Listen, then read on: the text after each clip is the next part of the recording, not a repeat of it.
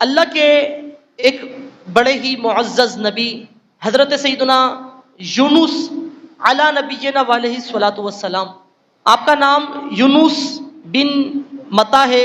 اللہ تبارک و تعالیٰ نے آپ کو نینوا کے علاقے میں آپ کو مبعوث فرمایا۔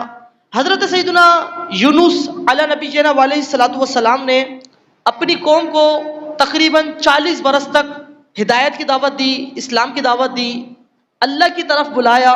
آپ کی قوم شرک اور کفر میں مبتلا تھی اور کئی طرح کے گناہوں میں مبتلا تھی۔ یونس علیہ نبی جی علیہ الصلوۃ والسلام نے اپنی قوم کو بہت سمجھایا، بڑا بتایا، مگر قوم آپ کی باتوں پر بالکل بھی دھیان نہ دیتی اور آپ کی باتوں کا انکار کر دیا کرتی تھی۔ یونس علیہ الصلوۃ والسلام نے 40 برس تک تبلیغ فرمائی، آپ کی قوم آپ پر ایمان نہ لائی۔ پھر آپ نے اللہ سے دعا کری، اے میرے مالک و مولا، یہ کفر و شرک کرتے ہیں، ان کو تو اپنی عذاب میں مبتلا فرما۔ اللہ تبارک و تعالیٰ کے حکم سے یونس علیہ الصلوۃ والسلام نے اپنی قوم کو بتا دیا ان قریب تم پر اللہ کا عذاب آنے والا ہے۔ کچھ کتابوں میں آیا کہ آپ نے 3 دن کا بتایا کہ 3 دن کے بعد اللہ کا عذاب آئے گا، اور کچھ میں ہے کہ مطلقاً آپ نے بتایا کہ اللہ کا عذاب آئے گا۔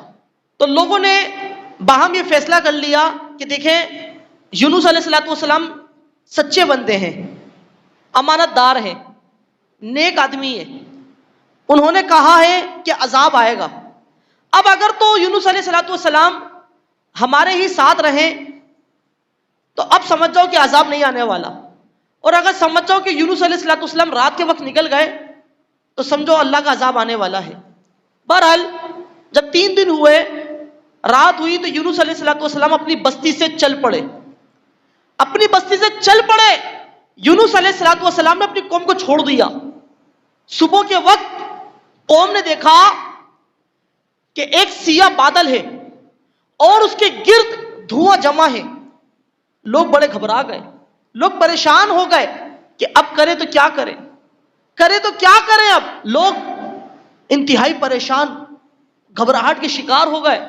لوگوں نے اپنے بال بچوں کو چھوڑ دیا، اپنی عورتوں کو چھوڑ دیا، اپنے جانوروں کو چھوڑ دیا، بس اللہ تبارک و تعالیٰ کی بارگاہ میں توبہ کرنے کے لیے آ گئے۔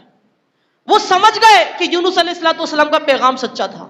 قوم نے ایک دوسرے کے حقوق کو بھی معاف کر دیا، حتیٰ کہ جو اینٹ کسی نے لی تھی وہ اینٹ بھی اس کو اکھاڑ کے واپس دے دی کہ بھائی تمہارا ہمارا حساب کتاب کلیئر، اور سارے گناہوں سے انہوں نے توبہ کر لی۔ قوم ساری کی ساری اللہ کی بارگاہ میں آ گئی اور اللہ کی بارگاہ میں انہوں نے توبہ شروع کر دی۔ اللہ تبارک و تعالیٰ کو ان کی حال پر رحم آ گیا، اللہ تبارک و تعالیٰ کو ان کی حال پر رحم آ گیا۔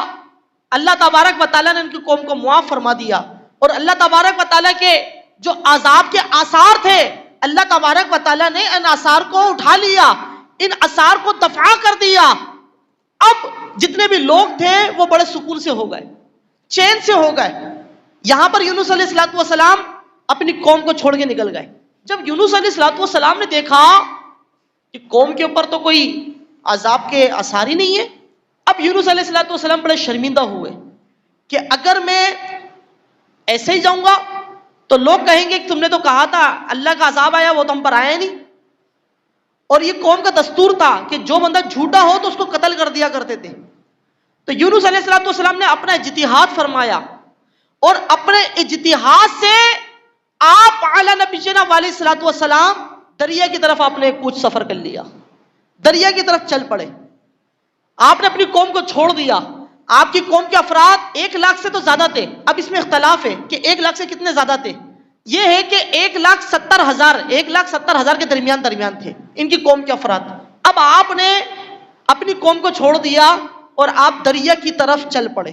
اللہ تبارک و تعالیٰ نے قوم سے عذاب کو اٹھا لیا۔ اللہ پاک قرآن پاک میں ارشاد فرماتا ہے فَلَوْلَا كَانَتْ قَرْيَةٌ آمَنَتْ فَنَفَعَهَا إِيمَانُهَا إِلَّا قَوْمَ يُونُسَ لَمَّا آمَنُوا كَشَفْنَا عَنْهُمْ عَذَابَ الْخِزْيِ فِي الْحَيَاةِ الدُّنْيَا وَمَتَّعْنَاهُمْ إِلَىٰ حِينٍ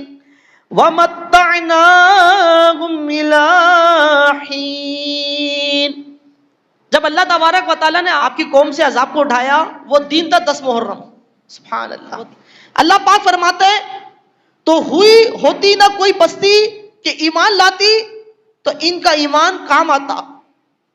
ہاں یونس کی قوم جب ایمان لائے تو ہم نے ان سے رسوائی کا عذاب دنیا کی زندگی میں ہٹا دیا اور ایک وقت تک انہیں برتنے دیا. اللہ پاک نے فرمایا کہ جب عذاب کے آثار ظاہر ہو جاتے ہیں تو ہم عذاب کو اٹھاتے نہیں ہیں، مگر یونس علیہ السلام کی قوم کو ہم نے معاف فرما دیا. اب جناب یونس علیہ السلام دریا کی طرف چل پڑے، کشتی میں سوار ہو گئے، اور بھی بہت سارے لوگ تھے کشتی میں. جب یونس علیہ السلام کشتی میں سوار ہو گئے، کشتی چل پڑی، چلتی رہی، بیچ سمندر میں کشتی رک گئی، آگے بڑھنے کا نام ہی نہ لیتی. اب اس میں مختلف باتیں ہیں. قصص الانبیاء میں تو لکھا ہے کہ وہ کشتی میں وزن زیادہ ہو گیا، اور سیرت الانبیاء میں لکھا ہے کہ اس وقت لوگوں کا عقیدہ یہ تھا، نظریہ یہ تھا کہ جب کوئی شخص اپنی قوم سے ناراض ہو کر آئے تو یہ کشتی رک جاتی ہے. اب جناب لوگوں نے کہا کہ ہم میں کوئی ایسا بندہ ہے جو اپنی قوم سے ناراض ہو کر آیا ہے اور یہ کشتی آگے نہیں چل رہی. قرآن دازی ڈالی گئی. جب قرآن دازی میں پرچی کھولی گئی، حضرت یونس علیہ السلام کا نام نکلا. لوگوں نے کہا یہ تو بڑے معزز فرد ہیں. پھر لوگوں نے دوبارہ قرآن دازی ڈالی، اور جب دوبارہ کھولا تو انہی کے نام کا قرہ نکلا دوبارہ. پھر تیبارہ لوگوں نے قرآن دازی ڈالی، جب تیبارہ نام کھولا تو یونس علیہ السلام کا نام نکلا. اب بہرحال یونس علیہ السلام خود ہی سمندر میں آپ کود گئے. جب یونس علیہ السلام سمندر کی تہ میں پہنچے تو ایک بہت بڑی مچھلی تھی، اس کا نام تھا احمر. اس نے آپ کو اپنے منہ میں رکھ لیا. اللہ اکبر. یونس علیہ السلام اپنے آپ کو ملامت کر رہے تھے کہ میں اپنی قوم سے نکل تو آ گیا ہوں، مگر میرے رب کا فیصلہ نہیں تھا، یہ رب کی وحی نہیں آئی تھی، یہ میرا اپنا اجتہاد تھا. اب آپ کو اپنے آپ کو یہ ملامت کر رہے تھے، یہ میں ایسا کیوں کیا میں نے. اب آپ مچھلی کے پیٹ میں آ گئے. اللہ تبارک و تعالیٰ نے مچھلی کو الہام فرمایا، اے حوت تم نے یونس علیہ السلام کے نہ گوشت کو کھانا ہے نہ اپنی غذا بنانا ہے. یونس علیہ السلام مچھلی کے پیٹ میں رہے، حتیٰ کہ قصص الانبیاء کتاب میں لکھا ہے کہ ایک اور مچھلی نے اس مچھلی کو لے لیا منہ میں. یونس علیہ السلام کا معجزہ تھا، یونس علیہ السلام مچھلی کے پیٹ میں بالکل صحیح سلامت تھے. اب دیکھیں یونس علیہ السلام مچھلی کے پیٹ میں گئے ہیں، پھر آپ تسبیح پڑھتے ہیں، اللہ اکبر، لا الہ الا انت سبحانک انی کنت من الظالمین. لا الہ الا انت سبحانک انی کنت من الظالمین. لا الہ الا انت سبحانک انی کنت من الظالمین. سبحان اللہ. کہیے ذرا سبحان اللہ. یونس علیہ السلام اللہ کی حمد و ثنا بیان کرتے ہیں مچھلی کے پیٹ میں. یہ دیکھیں یہ انبیاء کا خاصہ ہوتا ہے. انبیاء کرام علیہ السلام جب قید خانے میں بھی ہوتے ہیں تو اللہ پاک کے ذکر کو نہیں چھوڑتے. حضرت یوسف علیہ السلام 7 سال تک جیل میں رہے اور وہاں پر لوگوں کو توحید کی دعوت دیا کرتے تھے، وہاں پر لوگوں کو رسالت کی دعوت دیا کرتے تھے، نماز کی پابندی کیا کرتے تھے. نبی پاک علیہ السلام شعبہ ابی طالب میں قید رہے 3 سال تک. حضور علیہ السلام بھی اللہ پاک کی عبادت کیا کرتے تھے. یونس علیہ السلام مچھلی کے پیٹ میں ہے، وہاں پر گپت اندھیرا تھا، وہاں پر تاریکی تھی. مچھلی کی تاریکی الگ تھی، وہ اندھیرا اس کی تاریکی الگ، اور پھر اندر سمندر کی تہ میں. اور قصص الانبیاء کے مطابق ایک مچھلی نے دوسری مچھلی کو اور منہ میں لے لیا.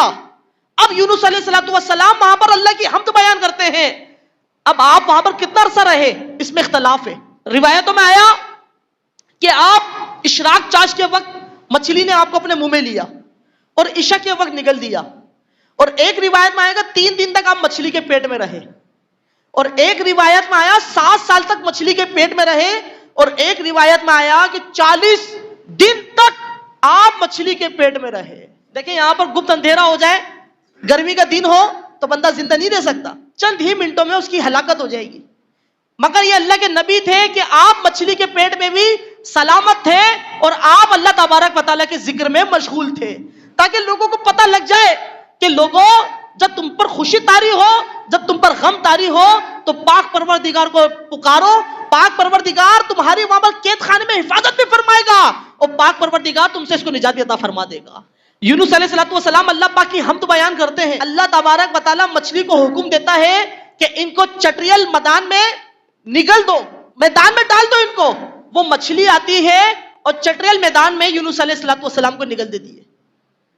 جب یونس علیہ السلام میدان میں آتے ہیں، مچھلی کے منہ سے نکلتے ہیں، تو روایتوں میں آیا کہ آپ کے جسم پر کوئی بال نہیں تھا اور آپ اتنے کمزور ہو گئے، اتنے کمزور ہو گئے جیسے کہ ایک پیدائشی بچہ ہوتا ہے، ایسے ہو گئے. اللہ تبارک و تعالیٰ نے وہاں پر کدو شریف کی ایک بیل کو اگا دیا. دیکھیں کدو شریف کی جو بیل ہوتی ہے وہ نیچے زمین میں پھیلی ہوئی ہوتی ہے، زمین میں پھیلی ہوئی ہوتی ہے، مگر اللہ تبارک و تعالیٰ نے آپ کو کدو شریف کی بیل کو آپ کے لیے قدور فرما دیا، وہ بلند ہو گئی. اب کدو شریف کی بیل کو کیوں اگایا؟ اس میں کئی حکمتیں ہیں. قصص الانبیاء میں لکھا ہے کہ علماء کرام فرماتے ہیں کہ کدو شریف کے جو پتے ہوتے ہیں یہ انسان کے لیے انتہائی مفید ہوتے ہیں، صحت مند بندے کو کر دیتے ہیں. اور کدو شریف جو ہوتا ہے اس کو بندہ بغیر پکائے بھی کھا سکتا ہے، پکا کے بھی کھا سکتا ہے، اور اس کے ذریعے بندے کو غذا ملتی ہے، دماغ کو قوت ملتی ہے اور انسانی اعضاء کو صحت ملتی ہے. تو اللہ تبارک و تعالیٰ نے کدو شریف کی بیل کو اگا دیا. اللہ تبارک و تعالیٰ نے اہتمام فرما دیا.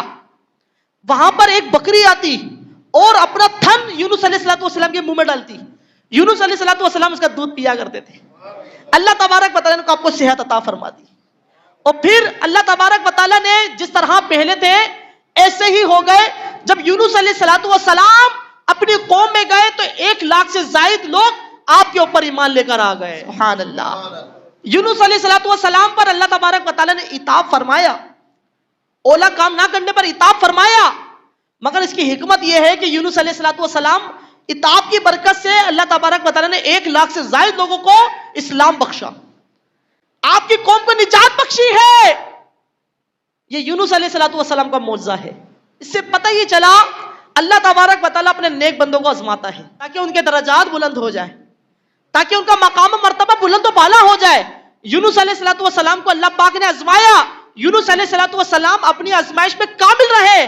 اللہ تبارک و تعالیٰ فرماتا ہے کہ یونس علیہ السلام ہمارے مرسلین علیہ السلام میں سے ہیں. وَإِنَّ يُونُسَ لَمِنَ الْمُرْسَلِينَ، بے شک یونس علیہ السلام ہمارے رسولوں میں سے ہیں. تو ہمیں چاہیے یہ کہ ہم بھی یہ سبق سیکھیں کہ جب ہم پر کوئی خوشی طاری ہو یا ہم پر کوئی غم آئے تو ہمیں چاہیے کہ ہم اللہ تبارک و تعالیٰ کے ذکر سے غافل نہ ہوں.